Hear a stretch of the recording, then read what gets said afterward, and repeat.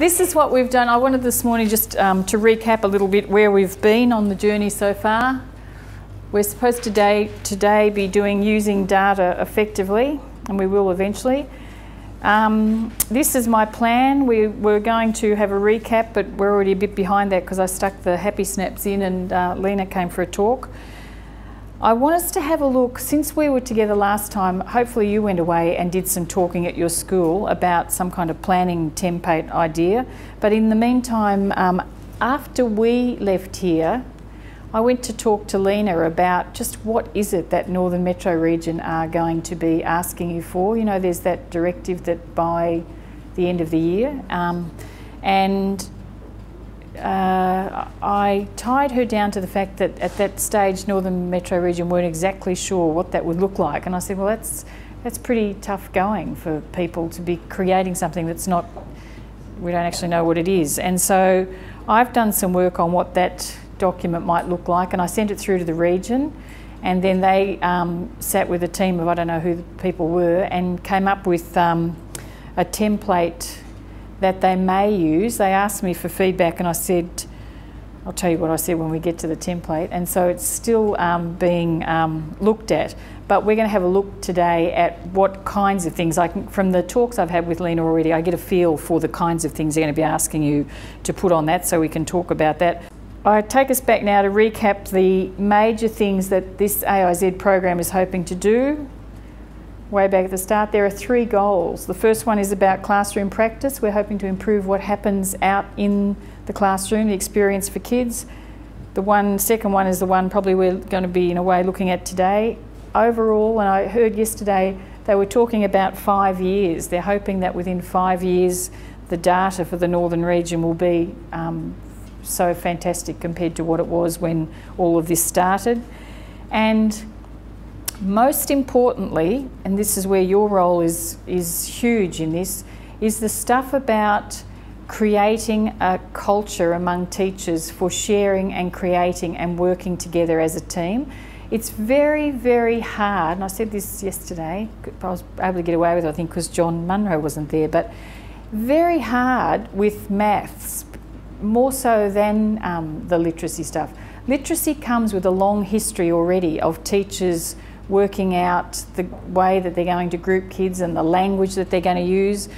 And you're probably all much more au fait with it than me, but teachers are forever talking about the kids on level 17 or level 15 or something with reading, and they know they're doing the guided stuff, or they know they're doing the blah blah blah. There's a whole dialogue around it, and it's been driven by the money that the Education Department put into early years literacy, you know, way back at the beginning. That money wasn't there for numeracy, but teachers feel much more confident about their teaching and they have a handle on what they're doing as far as literacy is concerned. Maths, on the other hand, first of all, we've got the problem of teacher content knowledge that most primary teachers, not all, but most primary teachers don't feel anywhere near as confident with the content of maths as they do with literacy. And then secondly, we don't actually have that shared kind of idea, languages and conversations about what it is that should happen in classrooms. We saw that last time we were together when we were even talking about, you know, what are the non-negotiables at schools. You can't, you know, everyone is able to chant. There'll be a 2-hour uninterrupted numeracy block, but where's maths? Or numeracy is like stuck on Friday afternoon, you know, just after sport sometime if you're lucky. So there's not the same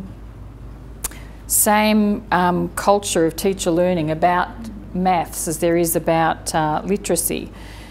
A lot of the issue too is that teachers, they almost abrogate responsibility for maths planning and maths teaching to Nelson and not the bloke on the boat, but you know what I mean? That secondary school too, you talk to secondary school teachers, what's the curriculum? Well, it's whatever Nelson or Heinemann or somebody or other sets it to be. And whereas with literacy, I bet there's not a textbook out there that every school in Victoria would say, you can't just say, here's the Nelson for literacy, is there?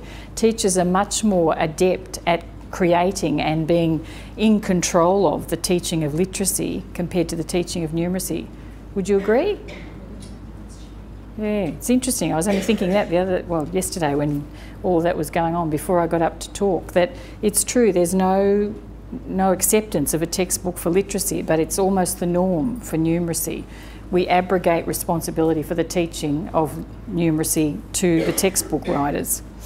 And so that's the hard part for you, to get teachers to be thinking about numeracy and the teaching of numeracy in the same way that they think about the teaching of literacy. We've touched on this each single time, that we're not only doing skills, but we're also doing thinking and reasoning. Again, for me, this is like another area that perhaps where maths differs from literacy a bit.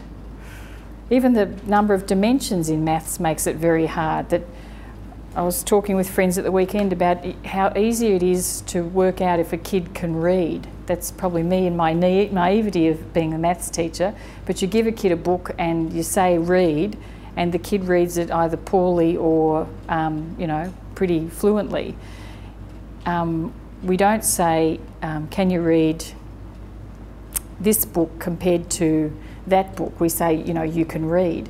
In maths, just because a kid can count doesn't mean they know anything about squares and circles and rectangles. You know, they're not even connected.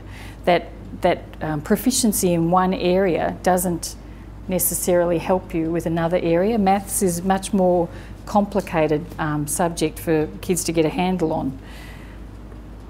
Correct me if I'm wrong, there's probably some literacy people out there that hairs are standing up on the back of their neck, but it's like, I reckon that may be why it's been put in the too hard basket for so long by the Education Department, perhaps, because it's not as clean cut.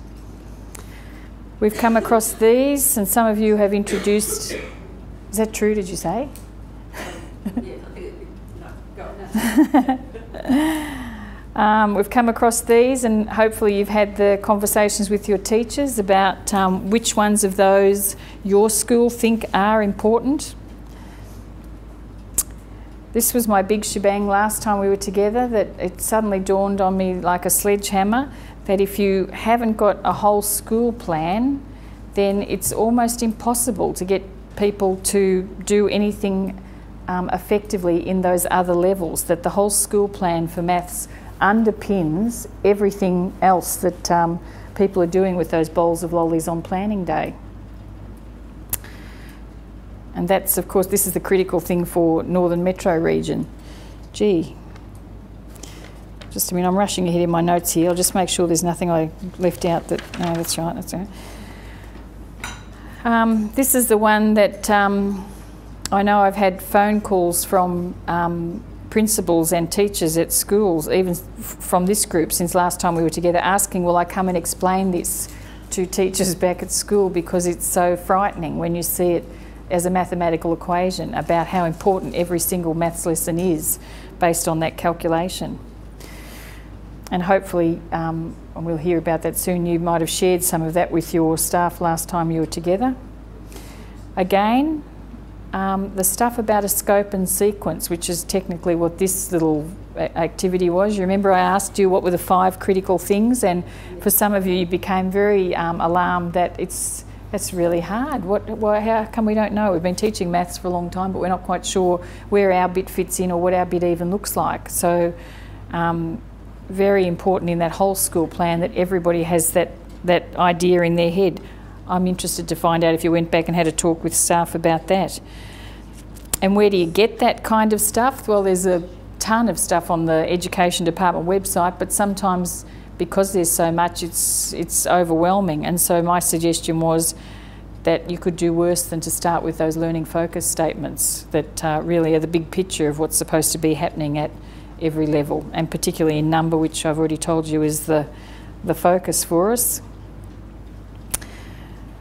We talked about the critical learnings, which is virtually that scope and sequence. These are the critical things at each level, and I talked about the fact that there is incidental learning in maths that can take place as well, that it's not so critical that you spend an equal amount of time on every single part of the maths curriculum. Some stuff can happen incidentally and doesn't need to be weighing people down in their organisation of what their planning documents are.